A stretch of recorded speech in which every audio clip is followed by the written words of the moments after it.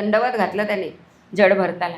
कोण आहे म्हणे तुम्ही, मला माफ करा, मला माहीत नव्हतं. तुम्ही अतिशय विद्वान पंडित कोणीतरी आहात, तुम्ही विद्वान आहात. जे सगळ्या पुराणांमधलं वेदांमधलं जे काही मला आत्तापर्यंत तुम्ही सांगितलं, आता त्यांनी जास्त सांगितलं असेल, मी थोडंसं सांगितलं आहे तुम्हाला. मला तुम्ही आत्मज्ञान तुम्हीच सांगा, मला जे काय करायचं आहे ना ते तुम्हीच सांगा. कुठून आलाय तुम्ही, तुम्हाला कशाचीही भीती नाही, शंकराच्या त्रिशूळाची, इंद्राच्या वज्राची, विष्णूच्या चक्राची कशाचीच भीती नाही आहे. तुम्ही सरळ सरळ बोला आणि इतकं सुंदर इतकं छान सांगताय. मला तेवढं ब्रह्मज्ञान तुम्हीच द्या. आता तुम्ही कोण आहात ते सांगा, माझ्या प्रश्नांची उत्तरं द्या. आता प्रश्न काय आहे, व्यवहारात जग दिसतं, मग आपण मिथ्या का म्हणतो, जे आपण पहिल्या दिवशी पण ऐकलो, ब्रह्मसत्य जगत मिथ्या. तर उत्तर काय आहे, जे दिसतं ते टिकतं का, नाही टिकत, म्हणून ते मिथ्या आहे. जग जरी आज दिसत असलं तरी ते जाणारच आहे. बघा ना, आपण जरी आता साधं उदाहरण घेतलं तर जसा जसा डेव्हलपमेंट होतं, जसं जसं उत्कर्ष होतो शहराचा किंवा एखाद्या गावाचा, तसं ते बदललं जातं की नाही. प्रत्येक गोष्ट बदलली जाते, मग जी बदलली जाते ती सत्य नसते.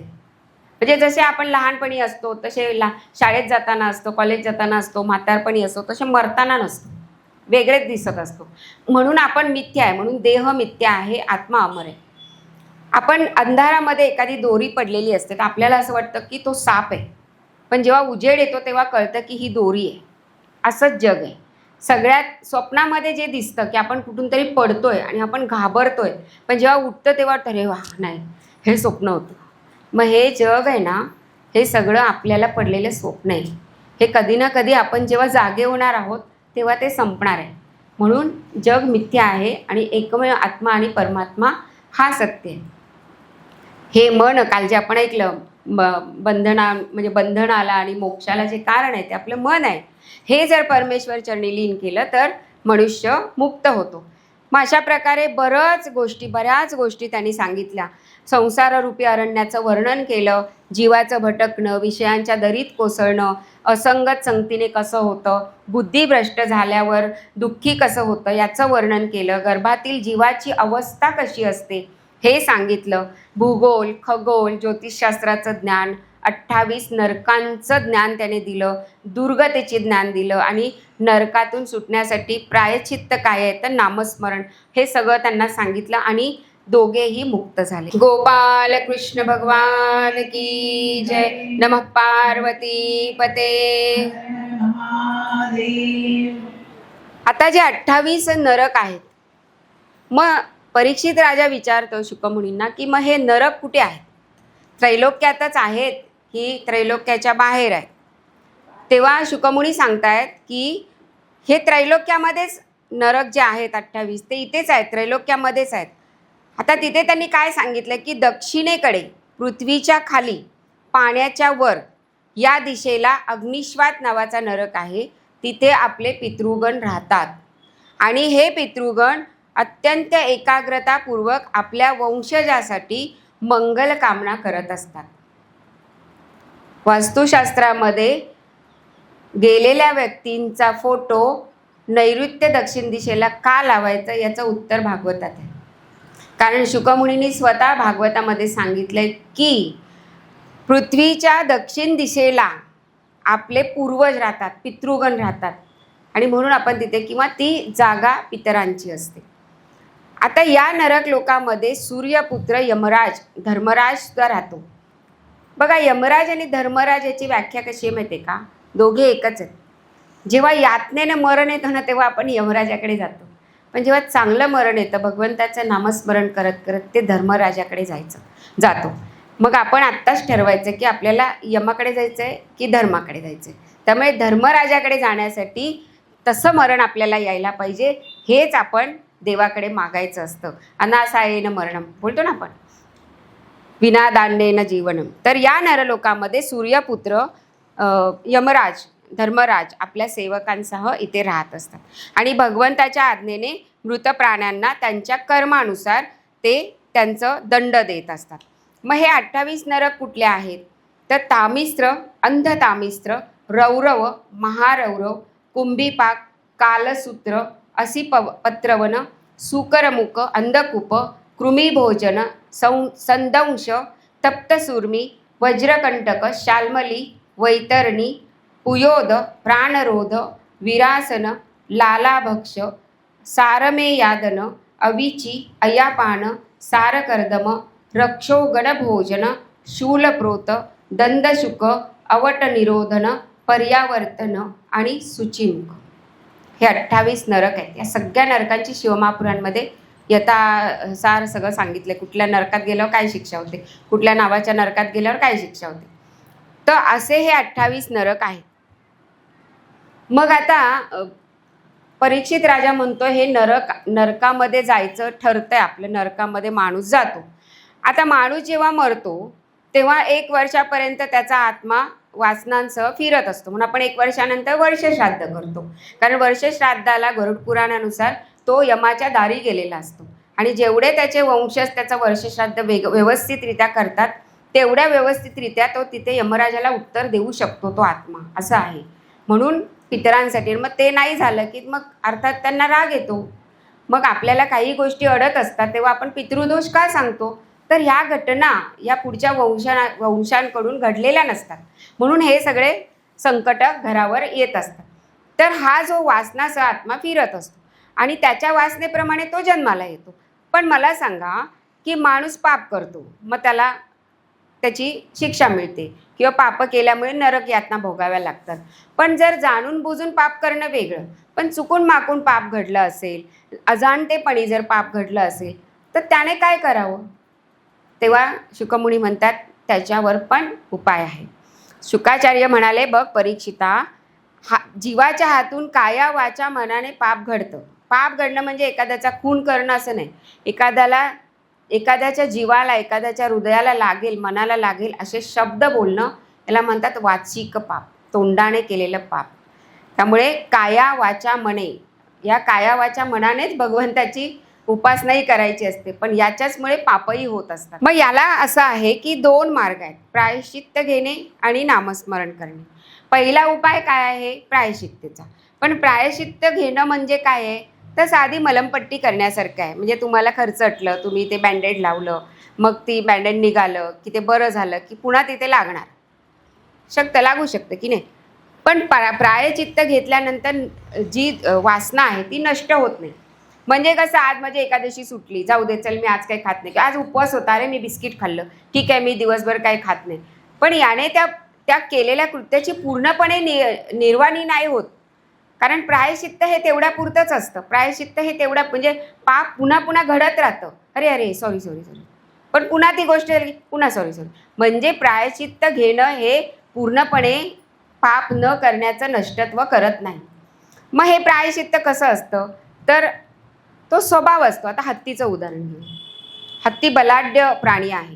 हत्तीला जर आंघोळ घालायची असेल तर 4-5 माऊत लागतात. त्यांना ते 4-5 माऊत हत्तीला घेतात, नदीवर नेतात, छानपैकी एक इकडून घासतोय, एक इकडून घासतोय, खराऱ्याने घासतोय, सगळं छान स्वच्छ करतात. त्याला काळा कुळकुळीत तसा सुंदर दिसायला लागतो हत्ती.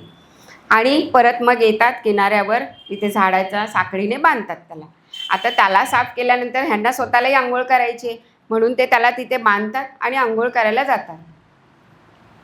पण हा काय करतो, हस्ती ते धुतले जळी बसविले, मालिन्यही नाशिले, तेने ते पहिले स्वकर्म वहिले, तिरीच आरंभिले, शुंडाग्री धरिले धुळीस भरले, सर्वांगही आपुले, प्रायचित्त दिदले तथापि न भले, ज्याचे मन क्षोभिले. याचा अर्थ असा आहे की तिथे बांधल्यावर ते किनाऱ्यावर जाईपर्यंत ह्याने काय केलं, सोंड खुपसली मातीमध्ये, घेतला अंगावर. परत काय घेतली, माती अंगावर घेतली, धूळ अंगावर घेतलं. काय झालं 5 माऊत त्यांनी स्वच्छ धुतलं. काय उपयोग झाला का, हे प्रायचित्त आहे.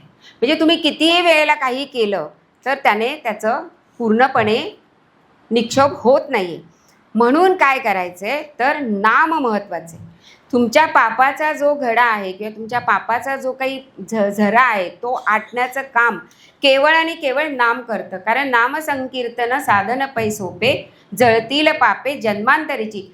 जे जड आहे, जे मूळ आहे, ती जाळून टाकण्याचं काम हे नामस्मरण करत असतात. नामात शक्ती तुकी अघसंवराया, पाप्यान शक्ती तितुकी अघते कराया. जेवढी पाप करण्याची ताकद त्या पाप्याकडे असते ना, त्याच्यापेक्षा कैक पटीने ताकद नामस्मरणामध्ये पापहरण करण्याची असते. म्हणून नामस्मरण हे सगळ्यात महत्त्वाचं आहे. सामर्थ्य सगळ्यात महत्त्वाचं, वासनेचं बीज जाळून टाकण्याचं सामर्थ्य केवळ आणि केवळ नामात आहे. आणि नामस्मरणामुळेच मोक्ष मिळतो. मोक्ष मिळतो म्हणजे काय हे लक्षात ठेवा. मोक्ष म्हणजे जाणे बिणे नाही, मोहाचा क्षय होणे म्हणजे मोक्ष. म्हणजे कुठल्या गोष्टीचा मोह अति होणं, त्याचा क्षय होण्याची आपली सुरुवात होते. आपल्याला एकेका मोहातून बाहेर आपण पडत जातो नामस्मरणामुळे. कारण नामस्मरण जर केलं तर मुखात नामस्मरण राहतं आणि मरताना सुद्धा आपल्या मुखात नामस्मरण येतं. अजामिळने सुद्धा तेच केलं आहे. ती कथा आपण पुढे ऐकणार आहोत. तर नामस्मरण हा स्थायी भाव आहे. नामस्मरणाचा स्थायी भाव काय आहे? तुमचं कल्याणच करणार, तुमच्या पापाचा नाशच करणार. मग तुम्ही ते नाव कसं पण घ्या, बसता उठता जेवताना झोपताना कसंही घ्या. याला पैसा लागत नाही, याला कुठली डिग्री लागत नाही, याला युनिव्हर्सिटीची पदवी लागत नाही, काहीही लागत नाही. उठता बसता खाता पिता कसंही घ्यायचं असेल तर तुम्ही नामस्मरण घेऊ शकता. अग्नीचा भाव काय आहे? अग्नीचा स्थायी भाव काय आहे? जाळणं, भाजणं, चटका देणं. मग अग्नी कोणाच्याही जवळ, कोणीही अग्नीजवळ गेला तर अग्नी चटका देतेच की नाही, भाजतं की नाही. बरं समजा एखादं लहान बाळ आहे आणि ते मेणबत्ती धरायला गेलं तर ते अग्नीजवळ गेलं तर ते अग्नी म्हणणार आहे का नाही नाही हे लहान बाळ आहे, याला काही मी भाजत नाही म्हणेल का? त्याला भाजणारच. त्याला अग्नीजवळ न जाऊन द्यायचं काम आपलं आहे. असं हे नाम आहे. तू कसंही घ्या, वेडेपणात घ्या, चांगलेपणात घ्या, गाण्यात घ्या, कशातही घ्या, पण तो त्याचा स्थायी भाव, तुमची पापं जाळण्याचा स्थायी भाव, तो नामस्मरण काही सोडत नाही. कारण कसं आहे की एक उदाहरण सांगते. काल आपण एक बोललोच नामस्मरे निरंतर. आता पिंगला नावाची एक वेश्या असते. ती वेश्या काय करते, आता थोडं प्रौढ व्हायला लागल्यानंतर ती एक पोपट आणते घरी. पोपटाचं नाव ठेवते राघव. आता ती पोपटाशी बोलते, राघवा आज तुला काय खायला पाहिजे? राघवा आज तुला डाळ देऊ? मस्त. राघवा उद्या तुला मी डाळिंब देईन. हं. अरे राघवा तू खूप दिवस मिरची नाही खाल्लीस, मी आज छान छान ताज्या मिरच्या आणते. राघवा, ए राघवा काय करतोयस? अरे राघवा इकडे बघ. राघवा हे बघ मी इकडे आली आहे. राघवा राघवा राघवा राघवा म्हणून आपल्या पेट जे आपण पाळतो ना त्यांची नावं अशी ठेवायची. मग ते आपोआप आपल्या तोंडामध्ये देवाचं नाव येतं. कारण पूर्वीच्या काळी जे तुकाराम, राजाराम किंवा जी काही देवांची नावं ठेवली जायची ती का, तर सकाळी उठत ए तुक्या उठ लवकर, चल सकाळ झाली, काही का असे ना. ए राम्या उठ, काही का असे ना. देवाचं नाव घेतलंय. राम्या म्हटलं तरी तो रामच आहे. मरा मरा मरा करून वाल्याचा वाल्मिकी झालाय. मरा मरा मरा मरा मरा मरा. कारण नारद मुनींना माहीत होतं याला राम म्हणताच येणार नाही, कारण जीभ वळवलीच नाही आहे कधी. तर ती जीभ राम म्हणायला वळेल कशी? तू मराच म्हण, कारण तू सगळ्यांना मारतच होतास. अशी ही जी नाम आहे. आता मरताना ती म्हणते राघवा मला आता नाही होत रे तुझं सगळं काही करायला. आता तुझं कोण बघणार, तुझी काळजी कोण घेणार, मला तर काही जमत नाही आहे. आणि असं म्हणत ती मृत्यू पावली. पण ती जे मृत्यू पावताना ती राघवा राघवा करते. तर इथे काय म्हणतायत रामचंद्र, माझी कोण बरं एवढी काळजी करते, मला कोण हाक मारतंय? आता तुम्ही ते मगाचं उदाहरण घेऊ नका हरणीचं, ते वेगळं होतं. इथे राघव हे भगवंताचं नाव आहे. कोण बरं एवढी काळजी करते, जा रे बाबा बघा कोण बघतंय मला माझी काळजी घेतं, एवढं नाव घेतं आहे माझं राघव राघव राघव. जा म्हणे. गेले तिथे रामाचे दूत आणि ती ही तर मृत्यू पावलेली आहे. आता वेश्या गणिका म्हटल्यावर तिच्या हातून किती पाप घडलं असेल, जे समाज ज्याला पाप समजतो ते पाप किती घडलेलं असेल. पण रामदूत म्हणतात की तिथे यमदूत पण आलेत, ते म्हणतात नाही ह्याला न्यायचं नाही म्हणे, हिला आम्ही मुक्ती देणार आहे. अशा प्रकारे रामांनी तिला सायुज्य मुक्ती मिळते जेव्हा नामस्मरण आपल्या तोंडात मुखात येतं तेव्हा. आणि सायुज्य मुक्ती मिळून तिचा उद्धार होतो. म्हणजे आयुष्यभर जरी समजा तुम्हाला कळलं नाही तरी ज्या वयामध्ये तुम्हाला कळेल, ज्या वयामध्ये तुम्हाला उपरोती होईल, उमगेल की भगवंत परमात्मा हा खरा आहे, त्या वेळेपासून तुम्ही सुरुवात केली तरी आधीच्या पापांचा नाश व्हायला सुरुवात होते. कारण नामस्मरे निरंतर ते जाणावे पुण्य शरीर, महापापांचे गिरीवर राम नामे नास्ती. अगदी मोठा डोंगर पापांचा झालेला असेल तरी तो पूर्णपणे ढासळण्याचं काम हे नाम करत असतं. मग हे नाम कुणी घेतलं आणि कुणाचा उद्धार झालाय, तर कान्यकुब्ज नावाच्या नगरीमध्ये एक अजामिळ नावाचा ब्राह्मण राहत होता. आता ब्राह्मण पुत्र होता. हा अजामिळ आईवडिलांची खूप चांगल्या प्रकारे सेवा करायचा आणि त्यांना काय आता रोज पूजा करायची असेल तर आता आपण फुलवाल्याकडून फुलं वगैरे घेतो. पूर्वी बघा गावी पण बघा की रानात शेतात गेले की सगळी पत्री मिळते, सगळं काही दुर्वा मिळतात, फुलं मिळतात वेगवेगळ्या प्रकारची. तर तो आईवडिलांना अशी वडिलांना वेगवेगळी फुलं वगैरे आणून द्यायचं काम करायचा. आणि एक दिवस असंच तो पत्री आणायला वगैरे बाहेर पडला सकाळी. तर त्यावेळेला त्याला असं एक दृश्य दिसलं की एक जी गणिका होती, एक मद्यपान करून मत्त झालेली अशी जी वेश्या होती, खूप सुंदर दिसायला होती आणि तिच्या ते वेगळं असं दृश्य त्याच्या डोळ्यांना दिसलं. आता ते दृश्य काय त्याच्या डोळ्यासमोरून जाईना. तो घरी आला, सगळी फुलं दिली तरी त्याला सारखी सारखी ती जी सुंदर स्त्री होती, जी वेश्या होती, जी मद्य प्यालेली होती, ती स्त्री काही त्याच्या डोळ्यावरून जाईना. सारखी तिची आठवण त्याला यायला लागली आणि आठवण आल्यामुळे तो तिच्याकडे जायला लागला. तिचा नाद त्याला लागला. हे आईवडिलांना कळल्यामुळे पूर्वी जशी पद्धत होती की पोरगं बिघडलं लग्न करा, तर हे आई बाबा पण त्याचं लग्न लावून देतात की त्यामुळे तो सुधरेल. पण तो सुधरत बिधरत काही नाही. तो त्या बायकोला अजिबात मानत नाही. तो तिच्याकडे जायची सुरुवात त्याची ठरलेलीच असते. मग काय चोरी करणं, दूध खेळणं, काही नाही, सदाचाराने न राहणं, काही नाही. एक आलं ना की त्याच्यामागे सगळे येतं. मग आई वडील मरण पावले, त्यांना दुःख झालं. आता आई वडील मरण पावल्यामुळे ह्याने बायकोला दिले हाकलून आणि तिला घरात घेऊन आला वेश्येला. तिच्याशी लग्न केलं, तिच्याशी विवाह केला, तिला 9 मुलं झाली आणि 10व्या वेळेला तिला दिवस गेलेले होते. आता अशा वेळी या गावामध्ये खरं तर सगळ्या गावकऱ्यांनी त्याला तसं बाहेरच टाकलेलं होतं. कोणी त्याच्याशी काही नीट वागत नव्हते. अधर्माने राहणारा हा माणूस म्हणून. 4 संत येतात आणि हे साधू संत तिथे पारावर बसलेल्या मुलांना विचारतात, अरे इथे कोणी असं चांगल्या ब्राह्मणाचं घर आहे का की जिथे आम्हाला शिदा मिळेल? पूर्वी कसं शिदा घ्यायचं असं सगळं काही मिळायचं नाही. तर मुलं ना त्यांची मुद्दामून मस्करीने सांगतात, दादा ते तिथे अजामिळ ब्राह्मणाचं घर आहे, तिथे जा. मुद्दामून त्यांना पाठवतात. त्याला माहिती आहे हा कसा आहे, खाष्ट आहे, हा सगळं अभक्ष भक्षण करणार आहे, सगळं असं करणार आहे वगैरे वगैरे. आता साधू नवीन होते गावामध्ये, त्यांना काही माहीत नव्हतं. ते गेले त्याच्या घरी. त्यावेळेला नेमका अजामिळ बाहेर गेलेला होता. आता त्याची पत्नी घरात होती. शेवटी ती जरी तशी असेल तरी ती स्त्री होती, त्यामुळे काही गोष्टी स्त्रीसुलभ भावना तिलाही होत्या आणि काही संसारातल्या गोष्टी तीही करत होती. तिने त्या संतांना आदराने बोलवलं. ती म्हणाली, माझ्या पतीला खरं तर हे सगळं पटणार नाही, पण तुम्ही एक काम करा, मी तुम्हाला काय देते, डाळ तांदूळ वगैरे सगळं देते, तुम्ही त्या गोठ्यात जा आणि तिथे तुमचं अन्न शिजवा आणि जा. ठीक आहे म्हणे, चालेल. मग तिने ते त्यांना सगळं वगैरे देतात, ते सगळं ते बनवतात स्वतःच्या हाताने. आणि आता त्यांना असं वाटतं की परत तिला भेटावं आणि शेवटी म्हणतात ना काहीतरी दक्षिणा दिली जाते वगैरे, ती दक्षिणा घ्यावी. तर ते येतात परत. तेव्हा अजामिळ आलेला असतो. अजामिळ यांना बघता बघता त्याचं असा त्याला संताप येतो ना, कारण तो तसाच असतो. कोणी घरात यायचं नाही, कोणी जायचं नाही, काही नाही. काय म्हणे, काय पाहिजे तुम्हाला? नाही, आम्हाला दक्षिणा दिलं ना मी नसताना माझ्या बायकोने, अजून काय पाहिजे, देऊ का म्हणे, पायातलं पायतान काढून देऊ दक्षिणा? जी एवढा हे असतो तो, म्हणजे एवढा उद्धट असतो. अरे आम्हाला ती दक्षिणा नको, आम्हाला अशी दक्षिणा हवी आहे की तुझ्या पत्नीला दिवस गेलेले आहेत. तर हे त्यांना कळतंय कारण संत आहेत ते. तर जो मुलगा होणार आहे त्याचं नाव तू नारायण ठेव, हीच दक्षिणा दे आम्हाला. बरं बरं ठीक आहे, बघूया, असं म्हणून ते संत निघून जातात. तर संत निघून गेल्यावर ह्या बाईच्या लक्षात असतं, तिला यथासांग जो मुलगा होतो ती आठवणीने त्याचं नाव नारायण ठेवते. आता थोड्या दिवसाने हा पण प्रौढ झालेला असतो, थोडं थोडं मॅच्युरिटी येत असते ना माणसांना. आता हे छोटं बाळ, लहान शेंडफळ, त्याच्या खूप लाडकं असतं.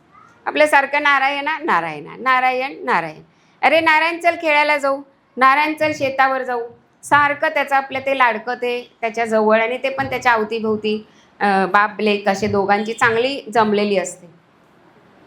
तर एकदा काय होतं, असं नारायण खेळायला गेलेला असतो. पण तेव्हा काय होतं की ह्याला एक ज्वर येतो, म्हणजे याला असं बरं नाही वाटत.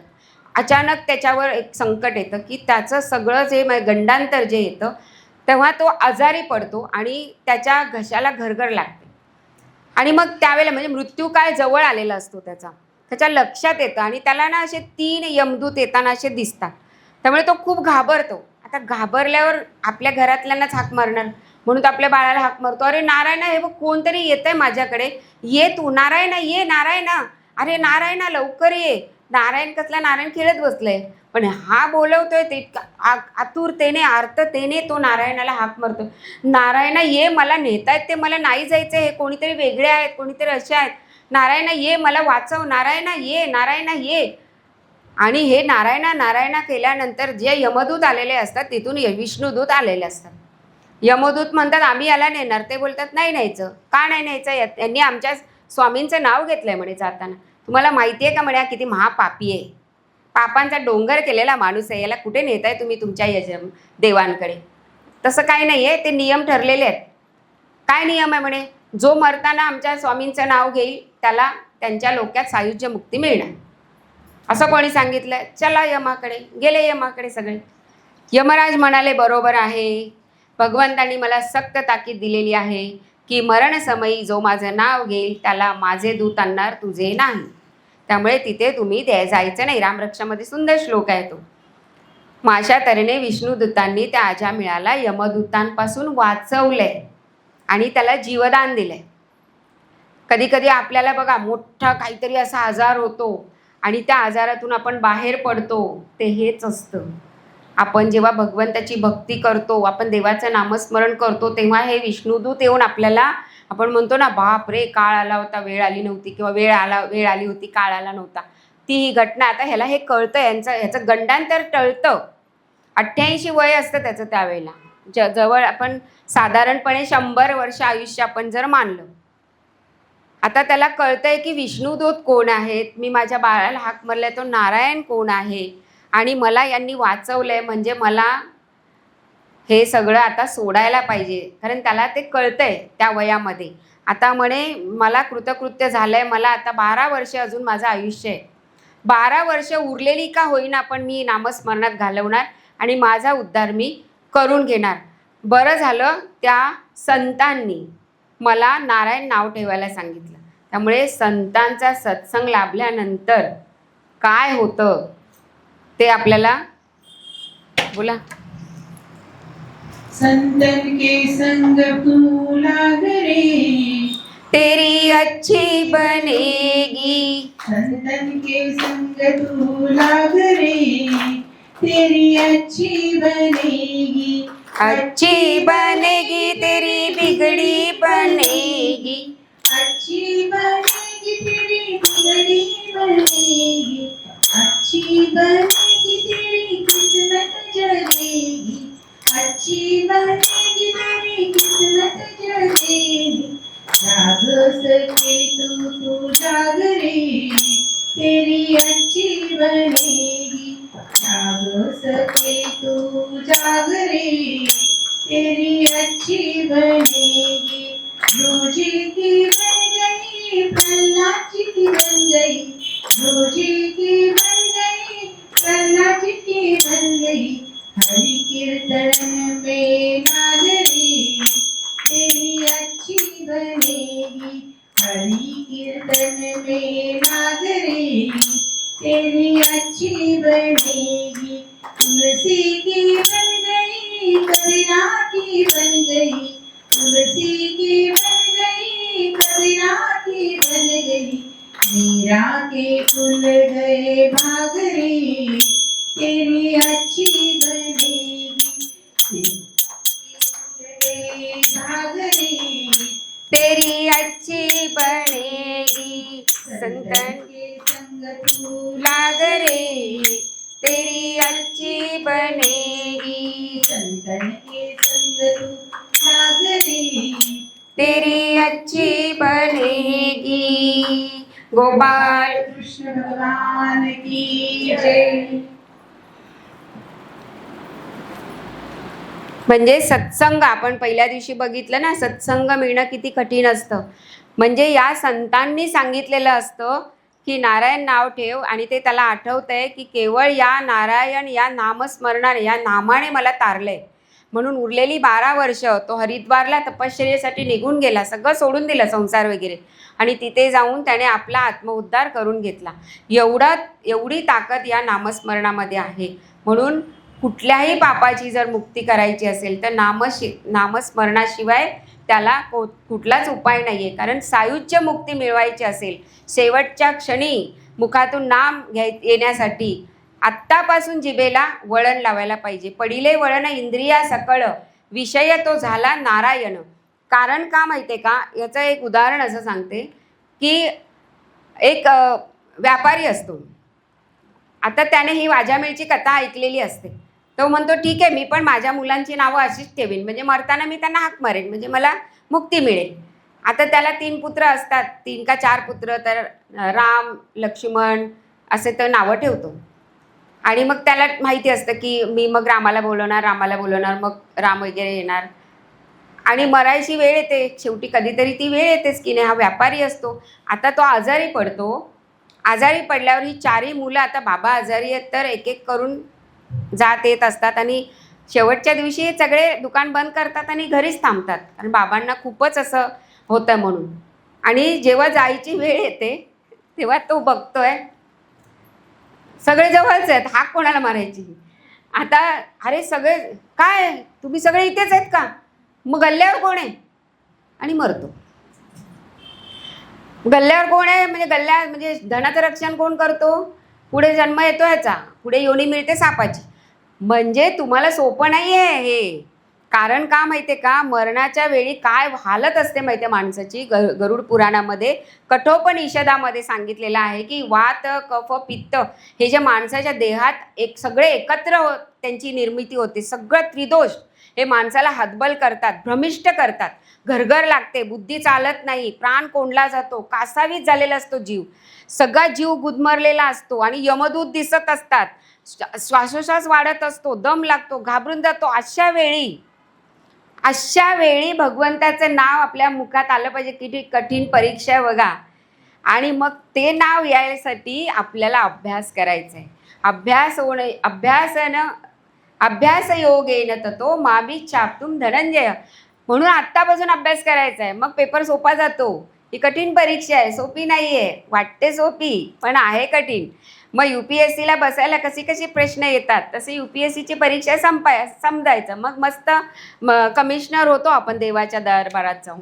म्हणून नामस्मरणाची ही सवय तुम्ही आत्ता कळलंय तर आत्तापासून लावा. नाम कुठलंही घ्या, असं काय नाही की रामाचं घ्यायचं आहे, कृष्णाचं घ्यायचं, तुमचं आराध्य. जसं आमचे गजानन महाराज आहेत, कोणाचे स्वामी समर्थ आहेत, कोणी भगवंत महादेवांना मानते, कोणी नमःशिवाय करते. हे 2-3 नामं जरी असली तरी या नामस्मरणाची जोड तुम्हाला पाहिजेच पाहिजे. हा झाला नामस्मरणाचा विजय. गोपाल कृष्ण भगवान की जय. आता आपण गुरुचं महत्त्व बघणार आहे. गुरुचं महत्त्व, एकदा काय होतं की इंद्राच्या दरबारात इंद्र आपल्या पत्नीसह बसलेला असतात. आता गुरु जे आहेत ना, गुरु हे सगळ्यात महत्त्वाचे आहेत आपल्या आयुष्यातले, म्हणजे सद्गुरू.